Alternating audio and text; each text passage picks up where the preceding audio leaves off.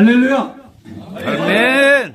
불교 신자도 가톨릭 신자도 남녀 호랭교도 여호와의 증인도 그냥 우리가 하나가 되는 거지 뭐 이럴 때 그렇죠? 예. 할렐루야 하면 아멘 하는 거지 뭐 예. 그렇죠? 저는 종교에도 열려 있고 예, 다 열려져 있어요. 예. 고맙습니다. 센터 맞아? 엊그제 인사동의 미술관에서 강연을 한 적이 있습니다. 거기에서 그 강연 제목, 전시회를 하면 강연 제목이 있을 거 아닙니까? 뭘로 했으면 좋겠느냐고 그 화백이 저하고 함께 남북문화예술위원회라는 것을 같이 했던 화백입니다. 코로나 기간에도 청와대 뒤편에 있는 평창동에서 북측의 화가들 작품, 남측의 화가들 작품을 전시회도 열고 그래요. 제가 설립한 그 NK비전 20 산하에서 그래가지고 그 제목을 뭘로 결정한지 아십니까? 봉황을 꿈꾸며 태평성대를 갈망하며 봉황을 꿈꾸며라는 제목으로 그 그림 전시회를 열었습니다. 왜 그랬겠습니까?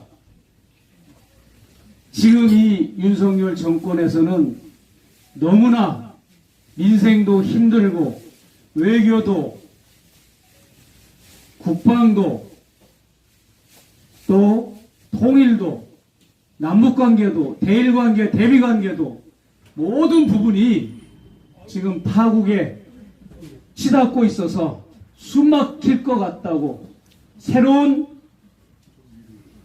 대통령, 새로운 성군을 꿈꾸는 그런 화가들의 마음을 모아서 봉황을 꿈꾸며 좋죠? 별로 감동이 없으신가 봐요. 그리고 저는 왔다 갔다 하면 신경이 있어서 그러니까 여기부터 그냥 쭉 앉으세요. 누구든지 들어오세요. 여기 앉으면 됩니다. 여기 강사 자리라도 여기 식당이니까 일로 오세요. 쭉 일로 와서 예. 제가 안내 방송 안 하도록 거기 계신 분들은 좀 이렇게 쭉쭉 올려보내시고 빈자리가 있으면 좀 이렇게 또 앉도록 마련해 주시고 그렇게 하셔요. 네. 자, 이제 조용히 움직여 주시면 됩니다. 말을 하지 마시고 제가 강연하니까 그만큼 우리 대한민국 민초들이 힘들어요. 살기가 힘들고 내가 일어나야 되겠다. 앉아있으면 제가 안 보일 거예요. 예. 우리 귀하신 강동구 의회 부의장님도 오셨는데 아이 컨택을 하면서 해야죠. 맨 구석과 구석에서 여러분 지금 대한민국은 이머전시 상황입니다. 응급차가 지나갈 때 이머전시 차가 지나간다고 그래요. 미국에서는 이머전시 상황이에요. 그만큼 여러분 제가 이머전시 상황이라는 걸 인지하십니까? 네. 근데 왜 이렇게 태평하시오? 이머전시 상황이고 응급 상황인데 막 호들갑을 떨고 왔다 갔다 하면서 뭔가 긴급하고 뭔가 이게 긴박함이 보여야 되는데 왜 이렇게 다들 그냥 이렇게 루즈하십니까? 말과 행동이 다르면 안 되죠. 저는 김건희 여사와 관계를 통해서 부귀영화를 누리거나 관직을 얻거나 무슨 기득권을 뭔가 해보려고 접촉을 한 게 아니라 아시다시피 대북 문제, 통일 문제가 너무 파국으로 치닫는 그러한 유세를 하고 대북 정책을 윤석열 후보가 내놓길래 저는 진영 논리를 떠나서 정파를 떠나서 나라가 중요하니까 일단은 제가 조언과 자문을 해주기 위한 차원으로 접촉을 시작한 것이고 또 그 결과 결국은 제가 디올백 사건까지 이렇게 전개가 됐습니다. 그런데 1차 접견 때 제가 보는 앞에서 접견하는 태도를 보고 엄청 저는 충격을 받았어요. 동영상으로 다 보셨죠? 예. 제가 말을 다시 옮기지는 않겠어요. 그리고 제가 보는 앞에서 고위직 인사청탁하는 것을 그대로 여기 우리 요 거리뿐이 안 되는 앞에서 그냥 뭐라고? 금융위원으로 임명하라고? 잠깐만 하면서 메모지하고 볼펜을 찾으니까 없으니까 뒤에 있는 정아무개 비서 책상에 가서 적더니 그래 임명해 그러면서 대통령의 임명권자 인사권자의 위치에서 그냥 이 주무르는 것을 내 눈으로 목격을 하고 또 첫 접견 때는 샤넬 화장품과 샤넬 향수가 들어갔잖아요. 그 180만 원입니다. 그거를 나는 중심으로 주고는 싶었어요. 왜냐하면 대통령 취임식 날 3가지를 멀티로 다 초청받은 사람은 저뿐이 없습니다. 10시에 선서시, 2시에 로텐도월 국회 로텐도월 연회, 신라호텔 6시 국빈만찬. 그러니까 고맙잖아요. 어찌됐든 저를 그렇게 또 조언해주고 그런 거에 대한 고마움의 표시로 한동훈도 못 오고 장제원도 못 왔어요.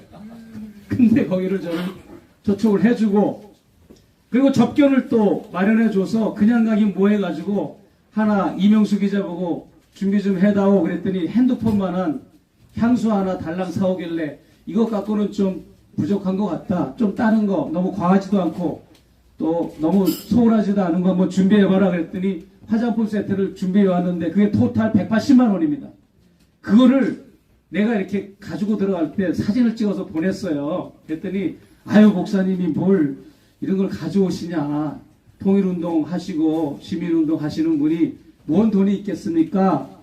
라고 말할 줄 아는 기대한 내가 잘못이지. 15분 만에 바로 접견 장소와 일자가 딱 날라오는 거예요. 그것도 여사가 직접. 그거는 뭐예요? 입장권을 말하는 거야. 나를 접견하려면 입장권은 기본이 이겁니다. 이런 뜻이에요. 제가 눈치가 9단이잖아요. 그래서 그 선물을 받는 것도 충격을 받았어요. 이제 3번째 충격인 거죠. 접견 태도 충격, 인사청탁 충격.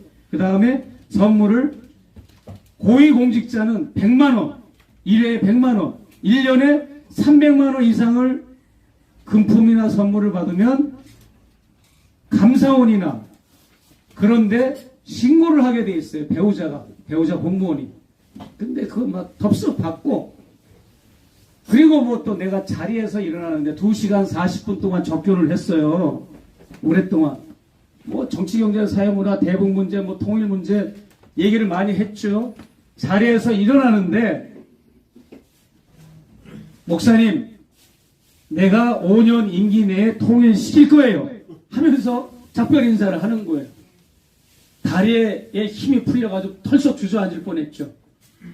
그러니까 이게 선출직 공무원도 아니고 선출된 권력도 아닌 대통령의 배우자가 내가 5년 임기 내에 본인이 임기를 받은 게 아니잖아요. 남편이 임기를 받은 거고 또 본인이 국정을 또 통일정책, 대북정책을 하는 게 아니잖아요. 그냥 내주만 하고 의전상 같이 따라다니고 경험만 받는 거지.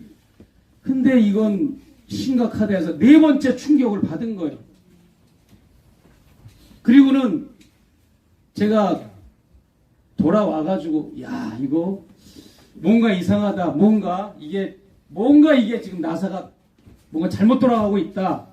라고 하는 것을 직감을 했죠. 생각은 하고 있었어요, 제가.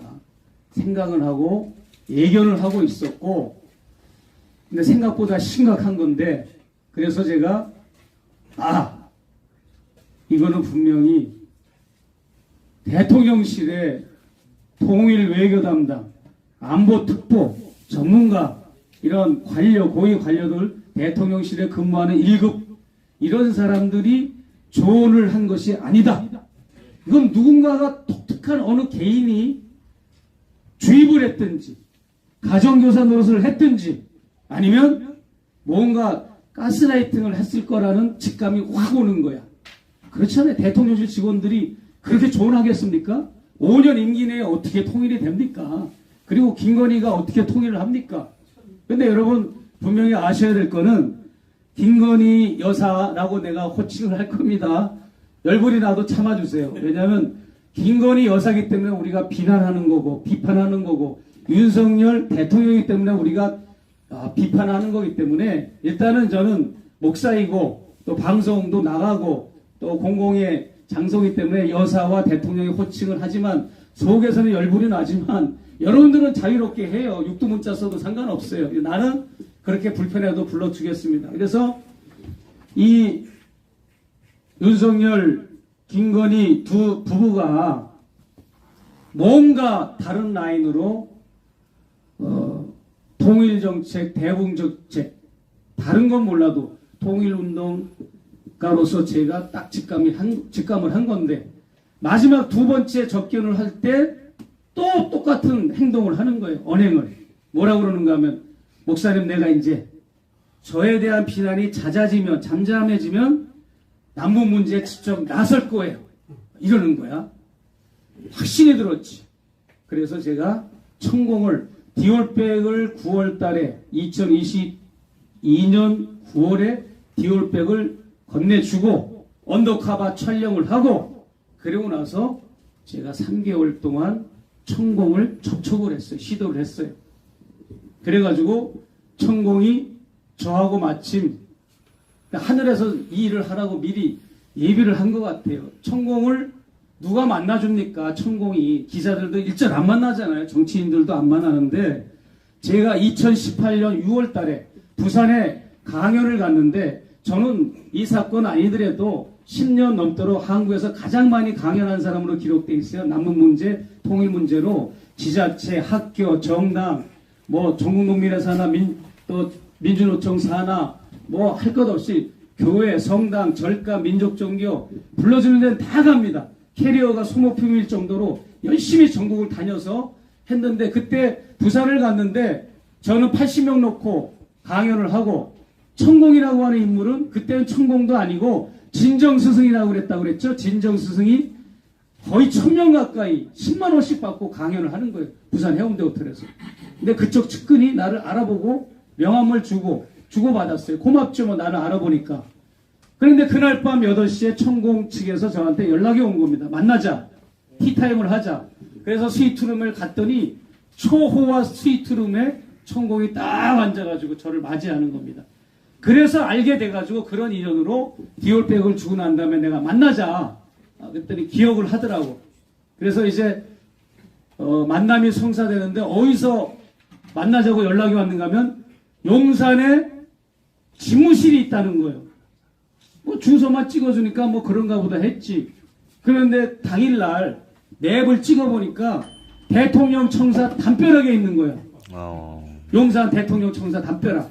그리고 그 거리를 보니까 윤석열 대통령이 출퇴근하는 미군 무대 13번 게이트에서 제 걸음으로 3분 거리에 있고 그 천공의 집무실 있는 고급 오피스텔은 직선거리로 대통령 청사와 100m 거리에 있는 거예요. 갔더니 버티카를 뭐 쫙 치면서 내가 윤석열을 면접을 보고 하늘에 기도해가지고 대통령을 만들었다. 이렇게 얘기하면서부터 이제 4시간 동안 저하고 대화를 나눈 거죠. 그러면서 충격적인 용어는 뭐냐면 나는 천공이 거짓말한 사람이 아니라고 봐요. 지금도. 왜냐?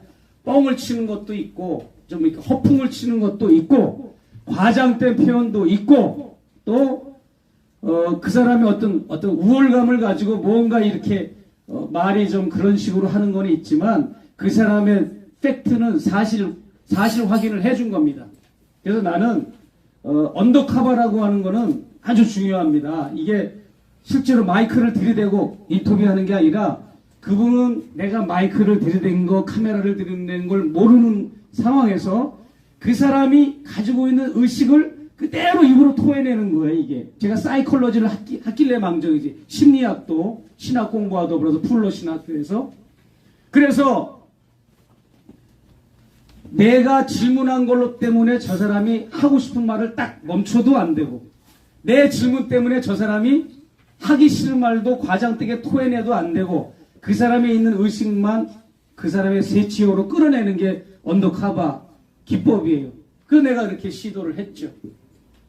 그랬는데 가장 충격적인 말이 뭐냐면 나는 윤석열을 내 제자로 만들었고 비록 저 사람이 대통령이지만 내 뜻을 이행하고 수행하는 자로서 윤석열 대통령이지 너희 대한민국의 대통령이 아니다 이거예요. 이게 중요한 겁니다, 여러분. 충격적입니다. 여러분, 여러분의 윤석열이 아니에요. 여기 여당도 오신 분 계시겠지만 여러분의 윤석열 대통령이 아니고 천공의 종교적 판타지와 교리와 그 사람의 종교적 이상을 실현해주는 윤석열 대통령인 거예요.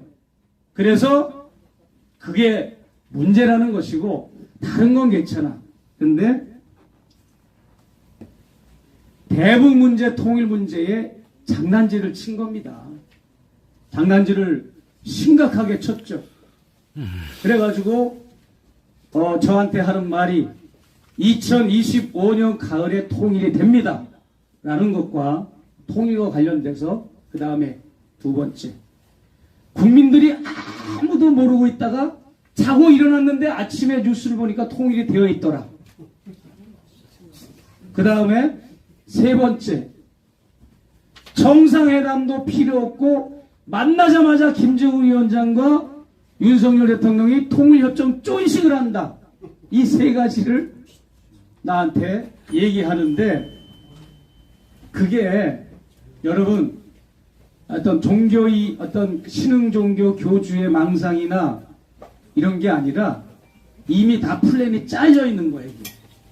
짜여져 있고 매우 심각하게 저는 받아들여졌죠.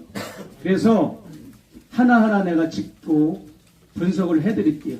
일단 그걸 접어두고 천공이 왜 거기를 기어들어왔냐. 하필이면 전국에 20개의 부동산이 있고 농장도 있고 건물도 있고 아지트가 있고 뭐가 있고 사업체가 있고 많아요. 지금 저기 합천 해인사가 있는 합천에 지금 있어요. 지금은 거기서 뭔 일을 벌리고 있습니다. 용용자를 좋아해가지고 용인에 살고 용용자를 좋아해서 용산으로 들어온 거예요.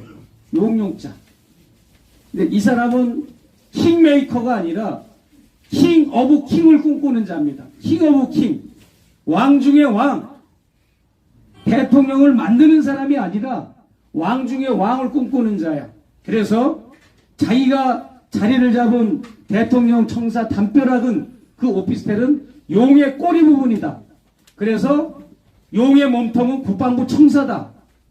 그리고 용의 머리는 저 한남동 지금의 그 관저다. 해가지고 빨리 들어와. 용의 꼬리가 먼저 들어왔으니까 몸통도 오고 머리도 와야지 하면서 한남동 관저도 글로 낙점을 해준 거고 국방부 청사도 글로 낙점을 해준 거야. 민원이 막 어마어마했지 않습니까? 우리 저기 그때 문재인 청와대 말기니까 청와대를 안 들어간다고 그러니까 민원이 막 쇄도하니까 천공이 국방부 청사 앞에 천막을 치고라도 뭘 그런 발언을 하니까 바로 그 이튿날 윤석열이가 천막 얘기를 했잖아요. 왜 그렇습니까? 천공이 불러내라고 나오라고 그러니까 그걸 이행하는 모습인 거예요, 그게. 그리고 청와대에 있으면 청와대 시절 박근혜, 이명박 이 두 사람을 수사하고 결국은 퇴임 이후지만 체포하고 이런 경력을 했던 윤석열 검사는 청와대 시스템이 얼마나 무서운지 잘 아는 겁니다. 최순실이가 며칠, 몇 시, 몇 분에 일반 승용차 넘버 몇 번 남발을 타고 청와대 후문으로 쏙 들어갔다가 1시간 있다 나왔다. 이런 게 다 일지에 기록되어 있었지 않습니까? 그런 걸 알기 때문에 이제 자기를 만나고 자기의 지시를 받고 오다와 미션을 받으려면 그런 청와대에선 그런 일을 할 수 없어. 자기 제자의 노릇을 할 수 없는 거야. 천공의 제자 노릇을. 윤석열 대통령 부부가. 그러니까 불러내가지고 제일 먼저 이미 유세하는 기간에 대통령 출마해서 이 선거 기간에 그때부터 공약으로 내세운 거예요. 뭘? 이구석실을 폐지한다. 민정수석실을 폐지한다. 특별간장실을 폐지한다.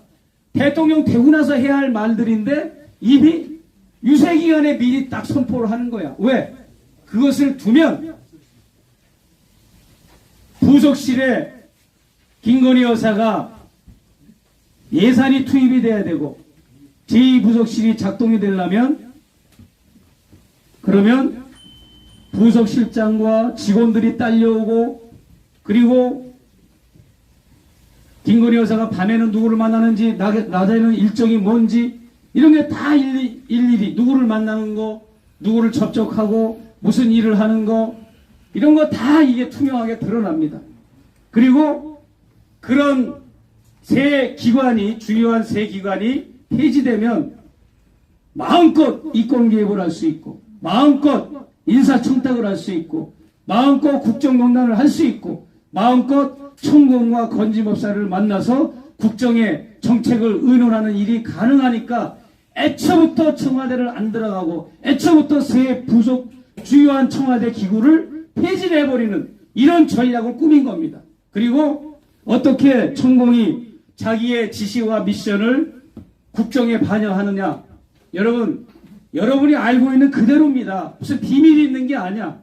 천공이 대통령실에 뭔가를 메시지를 줄 때 텔레그램으로 준다거나 문자 메시지를 준다거나 카톡으로 준다거나 전화를 건다거나 양쪽에 담당자가 있어서 담당자가 서로 왔다 갔다 인적 교류를 통해서 정책을 받아가고 적용하고 이런 게 아닙니다. 그냥 대놓고 국정농단을 하는 거예요. 어떤 방식으로?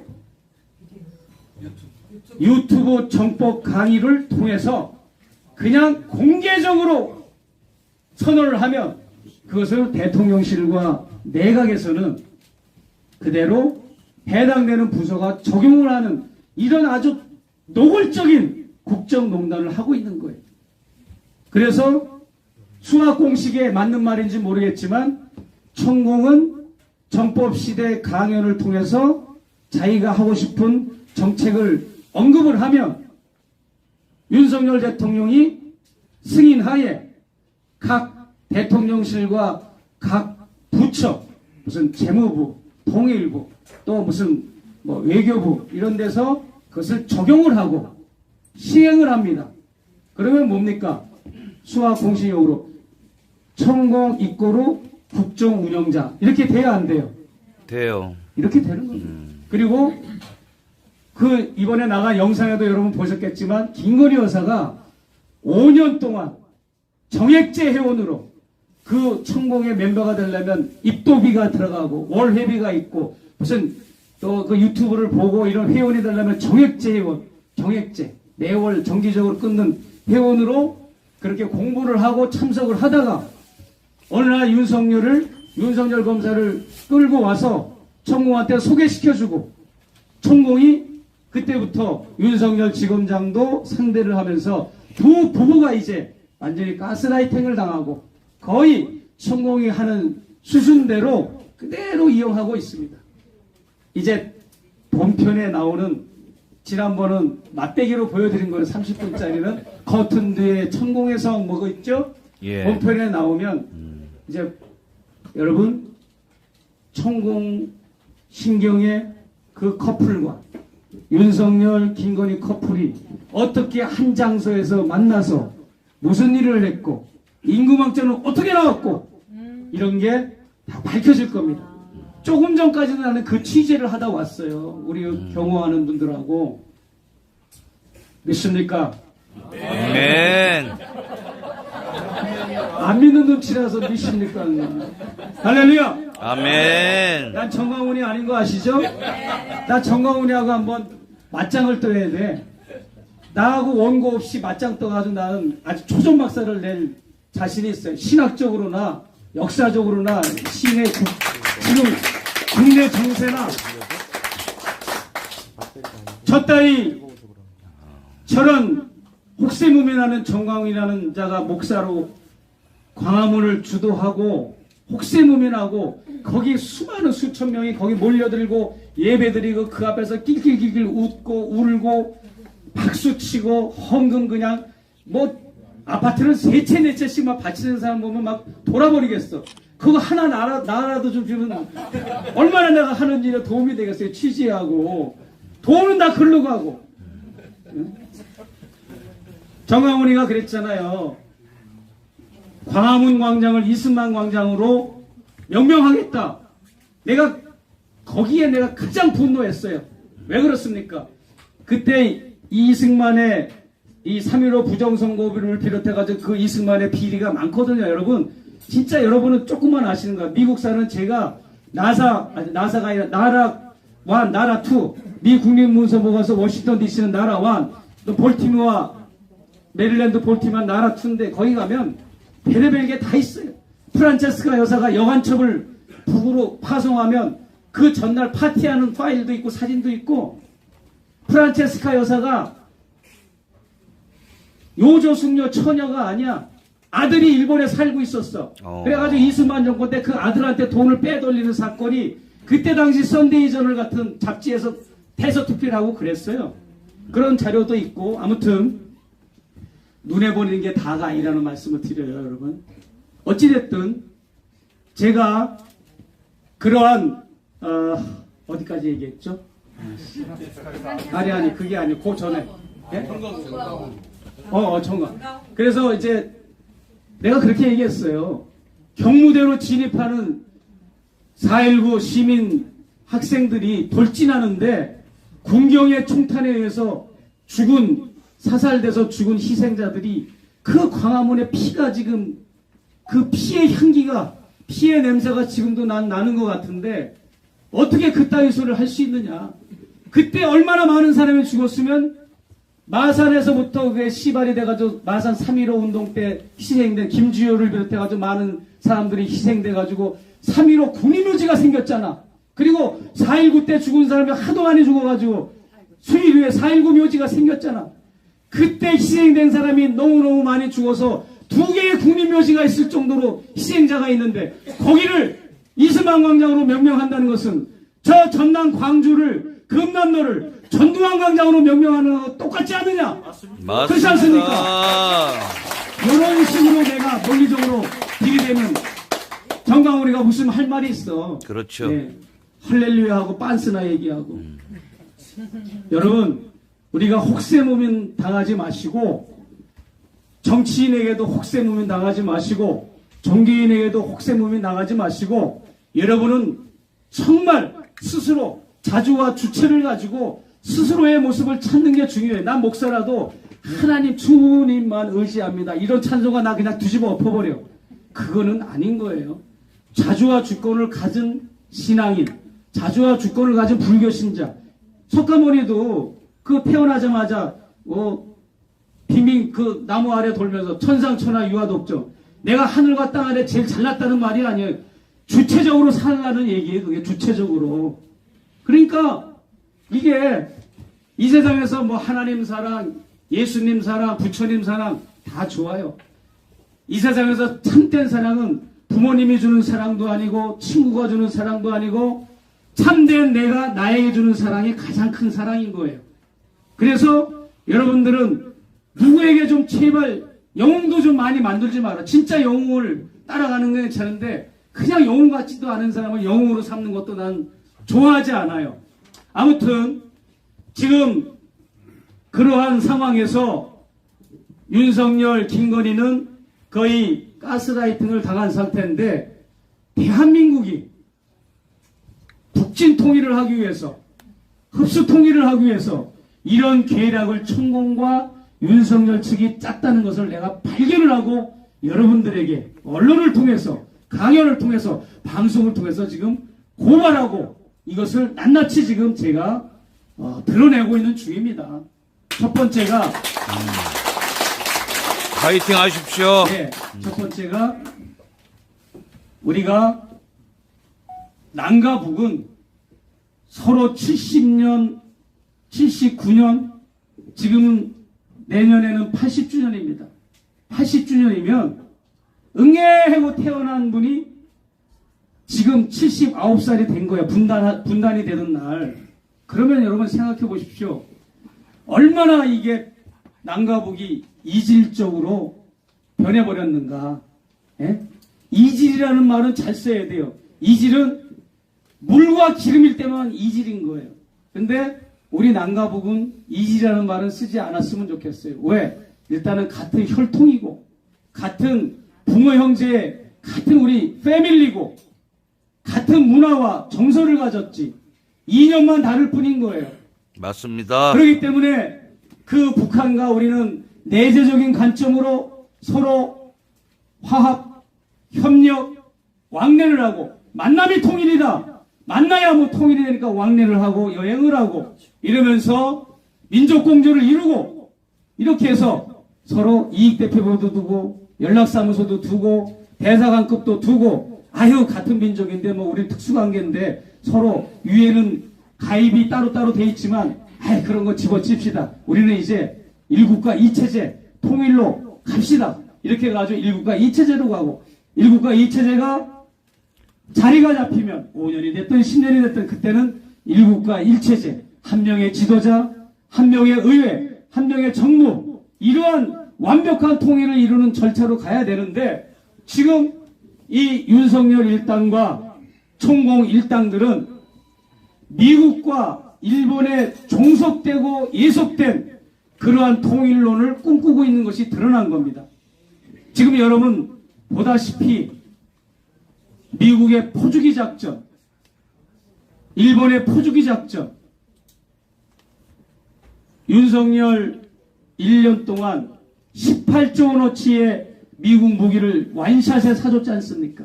문재인 정부 5년 동안 사준 거에 8배를 사줬어요. 일본의 독도 문제, 아유 그냥 관심도 없어. 뭐 후쿠시마 핵 오염수 먹고 죽거나 말거나, 뭐 일본 수상이나 외교상보다 더 일본을 두둔하고, 이런 국민의 생명과 재산을 보호해야 될 대통령이라는 자가 헌법을 이렇게 위반하고, 또 위안부가 아닌 징용군 그 배상 문제도 대법원에서, 상권 분립 국가인 대법원에서 최종 판결을 내렸는데 이 윤석열 무식한 자가 뒤집어 엎고 국내에 있는 대기업으로부터 그 돈을 갚으라는 이 헌법 위반 이런 걸 한 게 그 결국은 다 천공으로부터 나온 출처입니다. 천공은 유달리 친일파에, 유달리 이 사람은 종교인으로 칠 때 종교인은 친일파, 친밀파가 잘 이게 드러나지 않는데 유달리 이 천공은 뼛속까지 친일파예요. 이자는. 그래서 일본에 우리는 고마워해야 된다. 이따위 소리하고 일본의 은혜를 알아야 된다. 일본이 없었으면 우리가 뭐다. 이런 식의 발언을 그동안 쭉 해왔잖아요.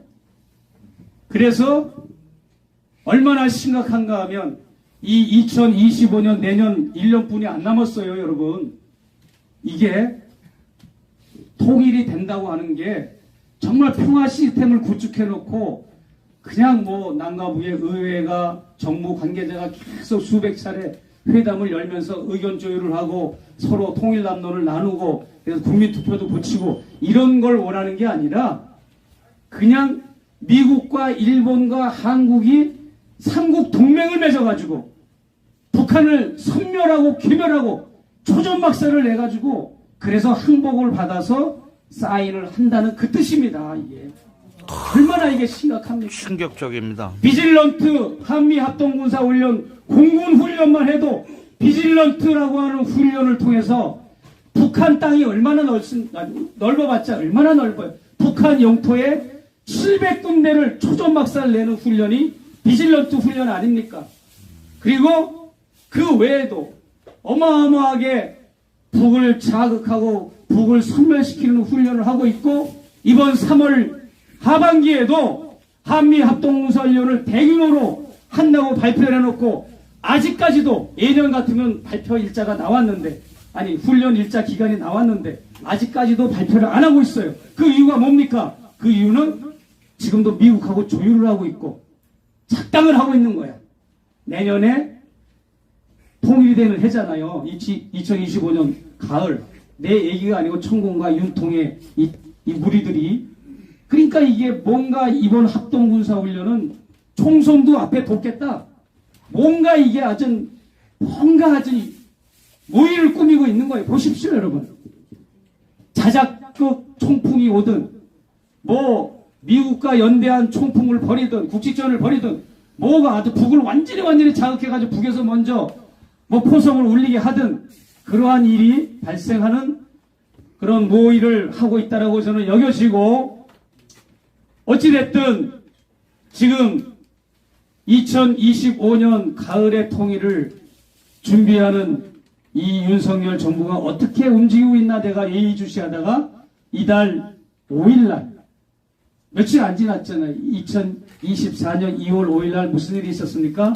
김영호 통일부 장관이 4대 연구원장을 불러서, 통일연구원장, 국립외교원장 이런 사람들을 불러서 같이 발표를 했어요. 광화문의 호텔에서. 그 발표 내용이 뭡니까? 자유 북진 통일, 이거를 내세웠어요.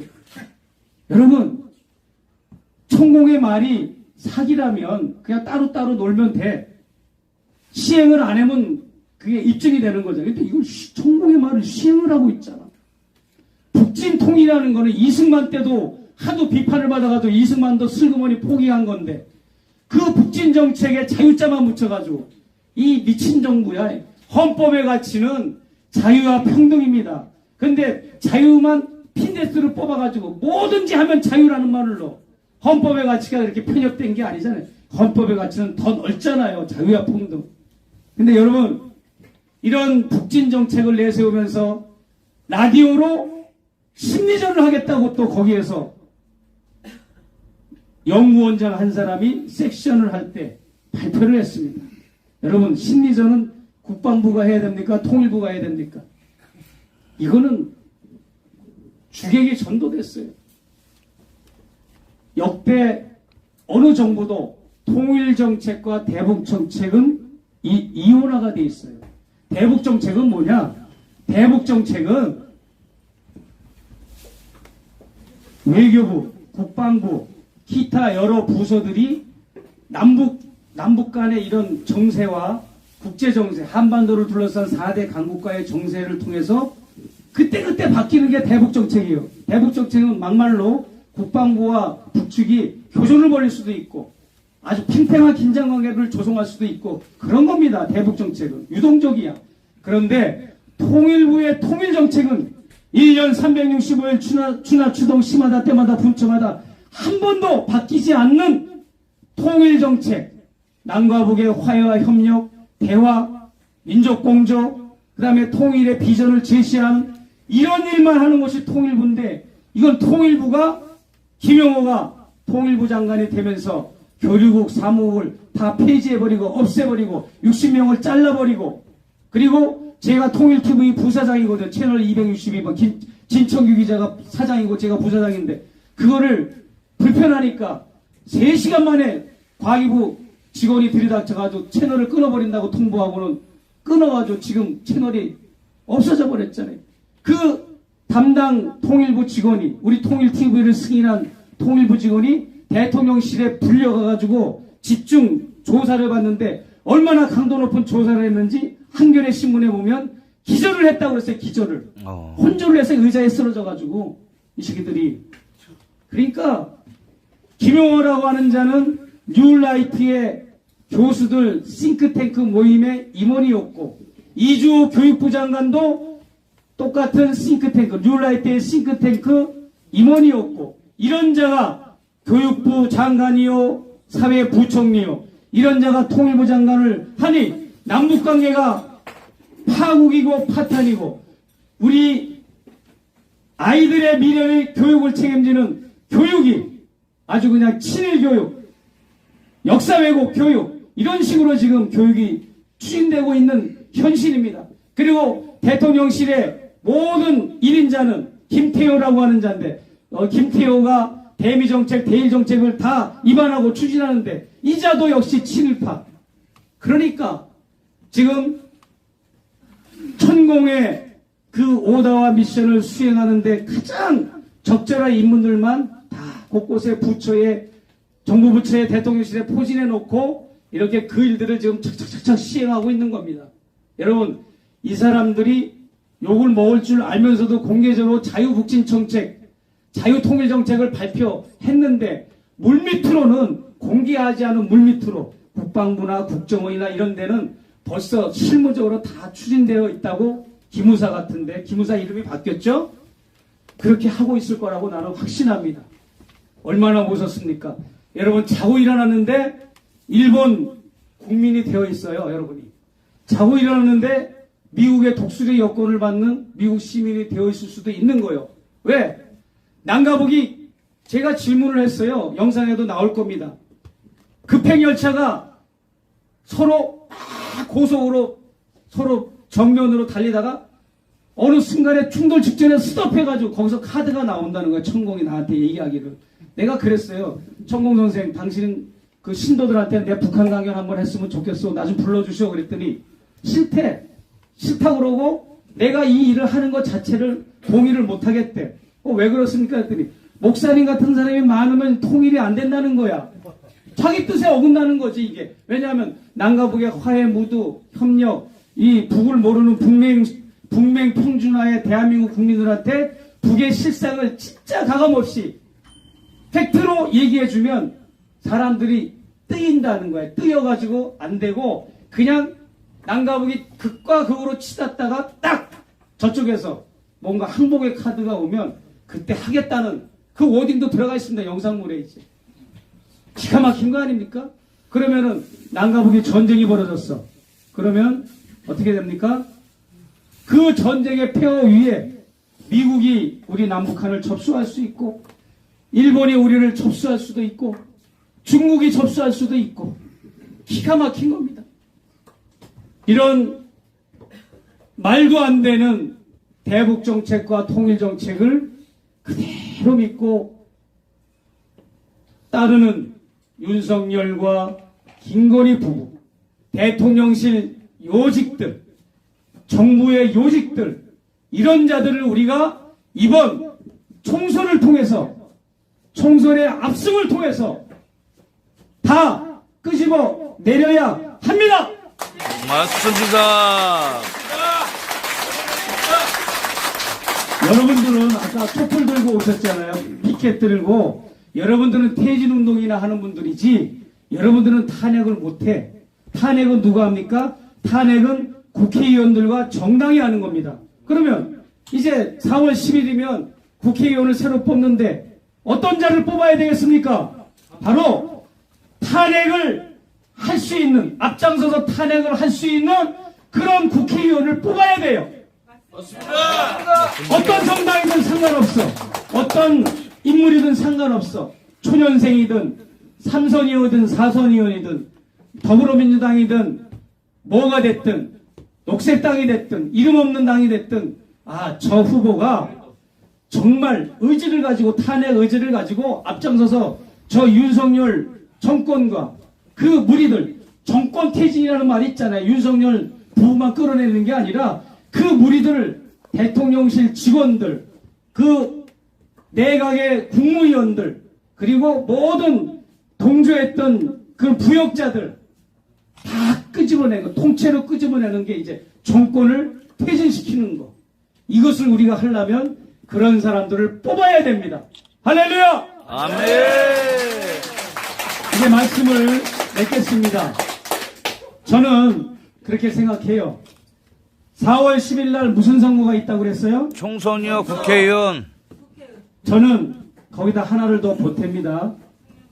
제일 중요한 오늘 강연 중에 다른 건 다 잊어버려도 괜찮아.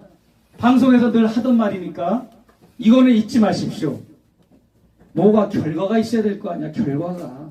구호만 있으면 뭐 할 겁니까? 무슨 제안이냐. 국회의원 선서식 할 거 아닙니까? 뽑혔으니까 새로 국회의원 된 분들 선서식을 마치면 그 이튿날부터 4개의 특검을 추진해야 돼. 쌍특검 말고, 쌍특검은 이미 국회에 됐잖아요. 윤석열이가 거부해서 그렇지. 그 4개의 특검이 뭐냐? 첫째, 천공특검. 둘째, 건진특검. 건진법상은 더 심각해요. 나중에, 지금은 천공 두들겨 패는 타임이라 천공이지만 건진은 더 심각합니다. 그 다음에 디올백 특검. 이 디올백 특검은 제가 그냥 디올백을 중고에 관한 특검이 아니라 거기와 그걸 구심점으로 해서 보십시오. 내가 디올백 줬죠. 샤넬 화장품 줬죠. 향수 줬죠. 30만 원 상당의 양주. 책 8권 줬죠. 휴가 때 이제 술 먹으면서 책 읽으라고. 그리고 램프 불 줬죠. 그리고 대상 명가전하는 술 줬죠. 내가 적견을 마치고 나올 때 복도에 대기하는 사람들이 손에 쇼핑 명품 선물을 들고 들어갔죠. 그리고 11월 23일 날 한남동 관저가 완공이 돼가지고 11월 7일 날 대통령이 첫 출근을 했죠. 그달 23일 날 무슨 일이 있었습니까? 백석대 장정현 설립자가 1,000만 원 이상의 고급 분재, 소나무 분재를 윤석열과 김건희 부부가 사는 그 한남동 관저가 어디라고, 거기가 어디라고 학교 트럭에다가 실어서 그거를 뇌물로 보낸 겁니다. 그러니까 이 장정현 박사라고 하는 사람은 교육부로부터 총장 때 총장직 아주 직위 해제를 나간 사람이에요. 학교 공금을 횡령하고 해가지고 교도소도 갔다 오고 재판이 계속 진행 중이고, 이런 사람이 대통령 내에만 사는 관저에 그런 뇌물을 당당하게 학교 트럭으로 보냈어. 그러면 여러분, 이게 범죄야 아니야? 범죄입니다. 이런 모든 거, 그거보다 더 충격적인 게 뭔지 아십니까? 당선되기 전에 검찰총장 했잖아. 중앙지검장 했잖아. 네. 일반 검사 간부 했잖아. 그때 김건희가 커버나 컨텐츠의 직원들하고 앉아가지고 뭘 했습니까? 130개가 넘는 대기업이나 업체로부터 부원금, 협찬금 명목으로 삥을 뜯은 거야. 형식적으로는 무슨 전시회 티켓팅 값이니 뭐니 하지만 그렇게 뜯은 거야. 그래가지고 샘플로 몇 개만 얘기하면 삼성카드로부터는 4,400만 원, 도이치모터스로부터는 2억 얼마, 그 다음에 게임물 업체로부터 또 2억 얼마, 이런 식으로 그래가지고 사법정의 바로세우기라는 단체로부터 고소고발을 당했다고. 그럼에도 불구하고 검사 부인이라는 것 때문에 윤석열이 이 권력을 갖고 있기 때문에 누군가는 올바로 조사도 못하고 수사를 못했어. 무마되고 덮어지고 그게 희석돼 버렸어. 그러니까 완전히 커버너 콘텐츠에 앉아가지고 했던 모든 범죄를 다 다루는 게 디올백 특검인 거예요. 맞습니다. 믿습니까? 예. 그래서 이 4개의 특검을 하고 이거를 밀어붙여서 그 다음에 올 가을에 얼마나 단풍이 좋습니까? 올 가을에 대통령 선거 해야 됩니다. 맞습니다. 안 그러면 여러분 보세요.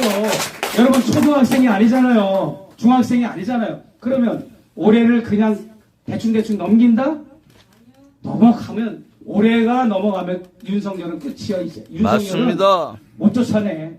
이제 뭐 임기 레임도 보고 이제 임기 말기로 접어들고 안 됩니다. 그러면 올해 안에 새로 뽑은 국회의원들이 아주 책임은 막중해요. 여기 저기 경선 나오실 분 누가 계신가요? 누가 계셔? 한 분도 안 오셨어요? 누구? 후보자님. 후보자님 경선 아무도 안 오셨어? 네. 아무도 안 오셨으면 뭐 어쩔 수 없고, 계시면 내가 이렇게 좀 그렇게 해달라고 말씀을 드리고 싶었는데, 여러분 이래서 우리가 올해 안에 끌어내지 못하면 이 정권은 계속 끝까지 가요. 끝까지 가고 국회에서 또 탄핵 절차를 밟아야 되고, 또 그게 통과되면 또 이제 헌재로 넘어가면 그게 인용이 돼서 만장일치가 됐든 뭐 합법적으로 해서 통과가 돼야, 그러는 과정에서 1, 2년 다 가버려. 그러면 누구만 고통당하느냐? 우리 민초들, 국민들만 고통당하고 정치적으로 이득 보는 사람들만 좋은 거예요. 그러니까 올 한 해가 저는 가장 중요하다고 봐요. 내년에 전쟁을 방지하는 의미도 있고, 우리가 새로운 민주정부가 들어서 새로운 대통령, 새로운 의회가 구성됐으니까 새롭게 통일지향적으로 나가야 됩니다. 저는 이해찬 씨가 언제 문재인 정부 때 의원 만찬 연찬회를 통해서 세미나를 저기 더불어민주당 소속 의원들을 모아놓고 의원 연찬회를 할 때 나 그거 연설 듣고 돌아버리는 줄 알았어. 여러분 우리가 10년을 더 집권을 해야 됩니다. 뭐 이런 식으로 이렇게 쭈쭈쭈 뭐라고 그래서 기억나죠? 20년이요 20년 10년이요. 내가 옆에 있었으면 싸대기를 올려버리고 싶었어요. 왜? 집권당이잖아. 집권당이면 적어도 그 말은 뭐예요? 통일할 생각이 없다는 거야. 통일을 언제 하고 집권만 할 거야. 우리가 정말 총력을 기울여서 우리 민주당이 통일을 이제 앞장서서 국정 운영을 통일지향적으로 하겠습니다. 그러면서 우리 당도 내각을 도와서 정부를 도와서 통일이 정말 이 초석을 닦고 우리 때의 초석을 닦고 추동 세력이 돼서 이 통일에 우리가 이제 박차를 가하는 그런 의원들이 됩시다. 이렇게 얘기를 해야 되는데 그냥 20년 집권하자고 이건 뭐예요? 그냥 안정적으로 그냥 분단 국가 체제에서 그냥 살겠다는 겁니다. 그래서 여러분 저는 그렇게 주장해요. 외교부 장관이 영어 잘할 필요 없어. 강경화 장관이 영어 잘해가지고 외교적으로 성과 얻은 게 뭡니까? 강경화 장관은 영원토록 이완용 소리 들을 거야. 왜? 한미 워킹그룹을 자발적으로 알아서 겨서 한미 워킹그룹을 만든 맞습니다. 주인공 아닙니까? 예. 한미 워킹그룹이 뭡니까? 남과 북이 서로 만나는데 종교인이 만나든 예술인이 만나든 군인들이 만나든 정치인들이 만나든 뭡니까? 미국의 허가를 받고 미국의 보호를 하고 미국의 조절을 미국의 이런 업무적인 모니터링을 거쳐야 승인을 받아야 남과 북이 만나는 시스템 아닙니까? 워킹그룹을 해가지고 뭐 모델이 워킹하는 게 아니에요. 이게 기가 막힌 겁니다. 그러니까 문재인, 강경화 이 두 분은 그런 부분에서는 정말 역적 같은 짓을 한 겁니다. 왜? 여러분 이걸 역설이라고 말할 수밖에 없어요. 역대 어느 정권 중에 가장 남북 교류가 없었느냐? 문재인 때가 남북 교류가 제일 없었어요. 남북 정상회담을 가장 많이 했으면서도 남북 정상회담을 많이 한 거와 더불어서 가장 남북 교류가 없었어. 나도 국가보안법을 걸렸을 때 이명박 박근혜 때 걸린 게 아니에요. 문재인 씨가 4.27 판문점 선언을 하고 한 달 만에 나를 부산 김해공항에서 장안동 대국무실로 끌고 가는 거예요. 이게 말이 됩니까? 그 이유가 뭔지 아십니까? 목사님 좀 자제하세요. 우리가 지금 정부 대 정부끼리 남북이 청와대와 노동당 제1호가 서로 교류하니까 민간인들과 종교인들은 좀 참으시고 자중하시고 우리가 먼저 다 해놓을 겁니다. 그러다가 모든 민간 교류를 다 보류시켜놓고 억제시켜놓고 꽉 짓눌러 놓고 지들끼리 그렇게 하다가 결국은 삶은 소대가리 욕만 먹은 거예요. 여러분 가장 남북 교류가 없었어요. 비근한 예로 박근혜 대통령마저도 남과 북과 해외동포 3자가 평양의 당군동에서 개천절 행사하라고 남측에서 45명을 보냈어요. 나는 거기서 만났죠. 남측의 우리 동포들을 그 단군교, 뭐 민족종교 이런 분들을 45명을 보냈다고. 문재인 정부 때 남북교류한 게 뭐 있습니까?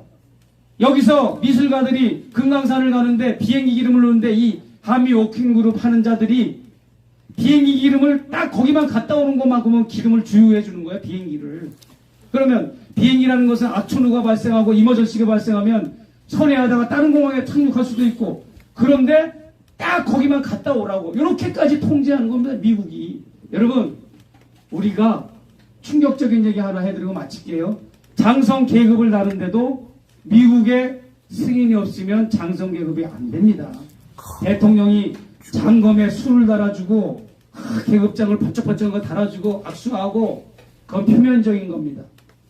박정희 대통령이 김재규의 총탄에 의해서 궁정동에서 절명을 했을 때 김계원 비서실장이 차에 싣고 박정희 대통령의 그 시신을 어디로 싣고 간 줄 아십니까? 요거 마치면은 내가 이따가 정말 포옹을 해드릴 겁니다. 선물 줄 건 없고. 미군 병원이요. 제 특강을 들으신 분들이 그럼 가만히 있어야지. 여러분 많은 분들은 드라마나 이런 재판 결과를 보고 수도통합병원, 국군통합병원으로 간 줄 알잖아요.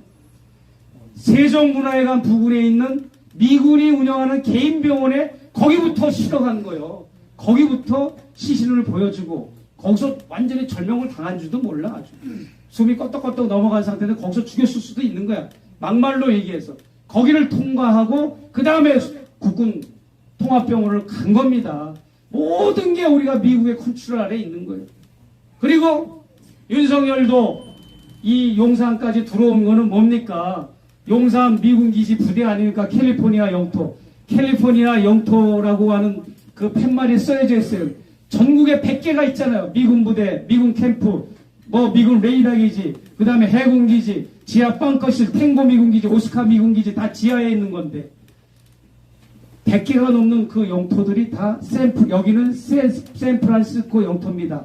여기는 캘리포니아 영토입니다라고 두 가지 중에 하나는 다 써져 있어요. 그러면 주권국가의 대통령이 되겠다는 자가 남의 나라 땅에서 대통령을 하는 게 말이 됩니까? 안 됩니다. 그걸 내가 반대했던 거예요. 김건희 여사 통해가지고 그런 적이 있었고, 아무튼 우리가 하나 알 것은 지난번에 대통령 청사가 그 미국의 이 도청을 털렸잖아요. 다 털려요. 지금도 털고 있어요. 아무것도 모르고 있어요. 지금. 김건희도 털고 있단 말이에요. 지금. 그리고 이 버시바우 미 대사와 한미 FTA 김현종 대표 얘기를 내가 했잖아요. 한미 FTA 대표를 2번을 지냈어요. 김현종이가. 노무현 때 한 번, 문재인 때 한 번. 노무현 때 어떤 일이 있었습니까? 한미 FTA 그 제약 문제 이런 거 여러 가지 이제 그런 FTA 조항 각 항마다 얼마나 민감합니까? 정관사 더가 붙느냐 아니면 어가 붙느냐에 따라서 몇백억이 왔다 갔다 하는 그 조항 하나 시 떨리고 살 떨리는 그런 조항을 이 문구를 만들 때 매일같이 버시바우 대사한테 전화를 거는 거야. 내가 당신네 나라를 위해서 피 터지게 싸우고 있다. 알람 광고를 끼는 거예요. 대한민국을 위해서 피 터지게 싸운 게 아니라 미국을 위해서 피 터지게 싸웠다고. Fighting like hell. 용어까지 다 있어. 이걸 내가 어떻게 합니까? 미 외교 전문 위키리스크 폭로가 돼가지고 어산지가 폭로했잖아요. 다 털렸어요. 다 털렸어. 얼마나 많은 문건이 거기에 털렸는지 몰라요. 거기에 코리아 파일을 보면 그런 게 나와요. 그러니까 여러분 우리가 미국의 수하에서 벗어나고 자주와 주권의 정부를 이루어야 되지 않겠습니까? 25만 건이 넘는 타국의 대통령들을 도청하고 파일을 입수하는 미국의 정보기관은 어디 누구도 따라갈 수가 없습니다. 그러면 우리가 어떻게 해야 되냐? 자주와 주권을 가지고 때가 되면 이제 미군도 나가라고 그러고 정말 우리가 자주국방을 해야죠. 그렇게 외국을 다니면서 해외여행을 다니고 제가 이제 외국을 많이 왔다 갔다 하잖아요. 미국이 집이니까. 그러면 인천공항을 다니면서 보면 막 여름에 휴가 때 보면 막 발에 툭툭 치이고 막 사람한테 밀려요. 막 수만 명이 바글바글해요. 그렇게 돈이 많고 돈이 많아서 여행도 하고 고급 아파트 고급 차 빌딩 올라가고 그러면 뭐하냐고. 왜 자기 나라 국방은 왜 외세에 의존하느냐 이 말이에요. 안 그렇습니까? 맞습니다. 이런 잘못된 아주 강대국에 의존하는 사상, 주체와 주권과 자주가 없는 이러한 미국이 분단도 시켰으니 미국이 통일도 시켜주겠다는 이런 생각, 미국은 선인도 아니고 악인도 아니고 그 환상에서 여러분 깨십시오. 미국은 자기네 나라 국익에 충실할 뿐입니다. 그런 나라에 우리가 뭘 통일을 의지하고 그런 나라와 무슨 동맹을 맺습니까? 미, 일, 러, 중, 4개 나라는 절대 남북한의 통일을 원치 않습니다. 죽어도 원치 않습니다. 그런 나라와 동맹을 맺고 통일을 협상하고 의논하고 머리를 맞대서 서로 연구를 하고 연구자 학자들을 교류하고 그럴수록 통일은 후퇴되는 거야. 왜? 그럴수록 우리는 통일의 길은 멀어지는 거고 어떻게 해야 되느냐. 남과 북이 민족공조를 이루는 일만이 살 길임을 저는 마지막으로 말씀드리고 싶습니다. 여러분 제대로 된 일꾼을 뽑기 위해서 제가 구호제창 한번 하면 여러분 따라서 하십시오. 방송을 보신 분은 잘 아실 거예요. 공양미는 300석, 그러면 우리는 250석, 이렇게. 제가 공양미 300석 하면 우리는 250석. 220석은 목표고, 250석을 불러야 220석이 되는 거예요. 됐습니까? 아멘. 공양미는 300석. 우리는 250석. 아이고, 꿈이 아주 야무집니다.